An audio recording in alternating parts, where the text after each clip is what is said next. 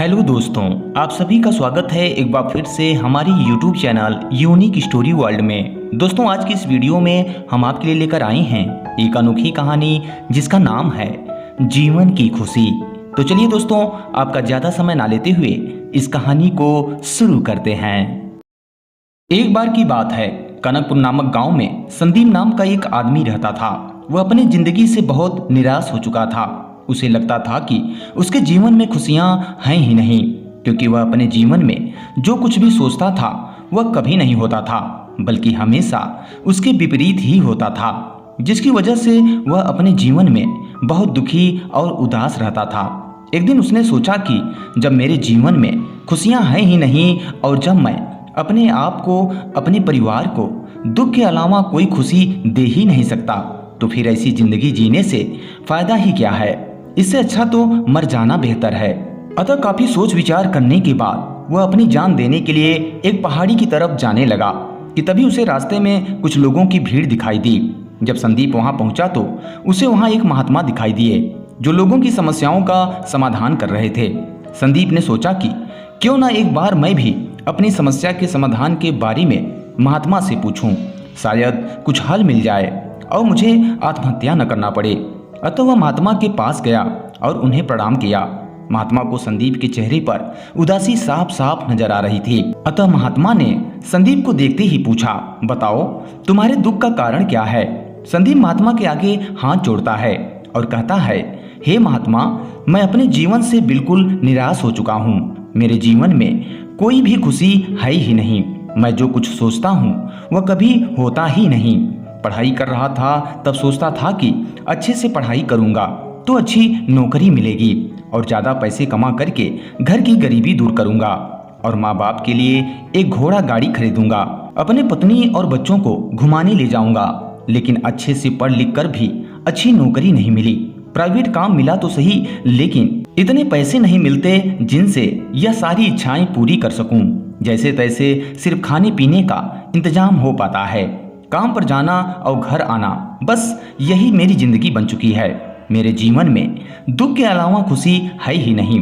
जब मेरा परिवार, मेरे बच्चे छोटी छोटी चीजें मुझसे मांगते हैं तो मैं उन्हें भी उनको नहीं दे पाता, जिससे मुझे बहुत दुख होता है। इसलिए आज मैं इन सब दुखों से तंग आकर खुद को खत्म करने जा रहा था। अब आप ही मेरी समस्या का कोई उपाय बताएं, जिससे मैं अपने आत्महत्या करने के विचार को छोड़ सकूं और अपने परिवार के साथ खुशीपूर्वक जीवन जी सकूं। संदीप की सारी बातें सुनने के बाद महात्मा उसे फूलों की एक बगीचे के पास लेकर गए। महात्मा ने संदीप से कहा कि मैं तुम्हारी सारी समस्याओं का हल बता दूंगा, लेकिन उसके लिए तुम्हें मेरा एक कहा मानना होगा। संदीप ने कहा वह हर बात मानेगा। महात्मा ने संदीप से कहा कि तुम इस बगीचे में जाओ और जो फूल तुम्हें सबसे ज्यादा सुंदर नजर आए उसे मेरे लिए तोड़ कर ले आओ। बस एक बात ध्यान में रखना कि तुमको बिल्कुल सीधे चलते हुए फूलों को देखना है और जो फूल तुम्हें सबसे ज्यादा सुंदर लगे उसे चुनकर मेरे लिए लाना है। एक बार जिस फूल के आगे तुम निकल गए उसे तुम पीछे मुड़कर नहीं तोड़ सकते। संदीप महात्मा की बात ध्यान से समझने के बाद बगीचे में गया। संदीप को बगीचे में प्रवेश करते ही कई सारे सुंदर फूल दिखाई दिए, लेकिन संदीप ने उनमें से एक भी फूल नहीं तोड़ा, क्योंकि उसे विचार आया कि हो सकता है आगे इनसे भी ज्यादा सुंदर फूल मिले। अधिक सुंदर फूल की आशा में संदीप बगीचे के अंतिम छोर तक पहुंच गया। अब हालत यह थी कि बगीचे के अंतिम छोर पर कुछ फूल तो थे, लेकिन सारे सूखे हुए थे। संदीप को बहुत पछतावा हुआ कि उसने पहले ही कोई सुंदर फूल क्यों नहीं तोड़ लिए। संदीप के पास अब सूखे हुए फूलों में से फूल तोड़ने के अलावा और कोई रास्ता नहीं बचा था। उसने एक सूखा फूल तोड़ा और महात्मा के पास वापस लौटा। महात्मा ने सूखे हुए फूल को देखकर संदीप से पूछा, बगीचे में इतने सारे सुंदर फूलों में से तुम यह सूखा हुआ फूल ही क्यों तोड़ कर लाए। संदीप ने कहा, इस विचार से कि आगे और अधिक सुंदर फूल मिलेंगे, मैंने सभी सुंदर फूलों को पीछे छोड़ दिया, इसलिए मुझे अंत में यह सूखा हुआ फूल ही तोड़कर लाना पड़ा। महात्मा ने कहा कि यही समस्या तुम्हारी भी है। यह बगीचा तुम्हारा जीवन है और इसमें वह सभी तरह के फूल छोटी मोटी खुशियां हैं। तुमने ज्यादा बड़ी खुशी की आशा में इन सभी छोटी छोटी खुशियों को पीछे छोड़ दिया है।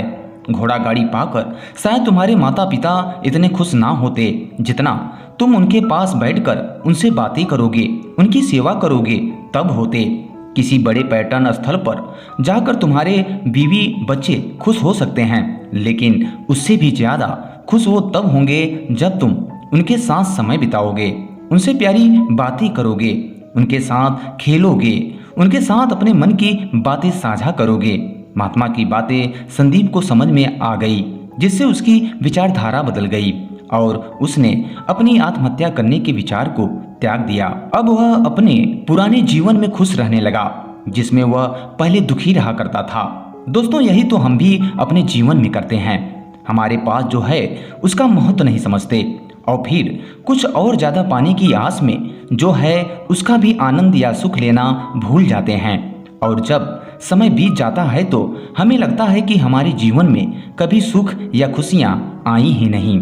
तो दोस्तों, इस वीडियो में बस इतना ही। उम्मीद करते हैं ये कहानी आपको पसंद आई होगी। अगर दोस्तों कहानी पसंद आई हो तो इसे लाइक करें और चैनल पे पहली बार विजिट कर रहे हैं तो सब्सक्राइब जरूर कर लें। वीडियो पूरा वॉच करने के लिए आप सभी का बहुत बहुत धन्यवाद।